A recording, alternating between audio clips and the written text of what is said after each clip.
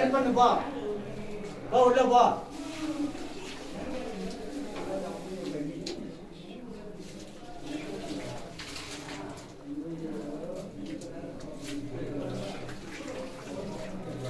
கேளு பண்ணாத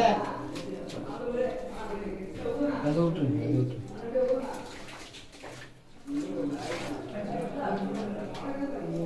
தெரியுமா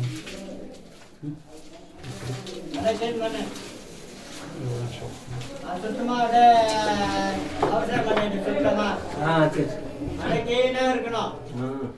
தலைமாரி எப்படி இருக்குதா அதே மாதிரி கிளீனா இருக்கணும். கிளீன் பண்ணிட்டு அப்படியே இது பண்ணு.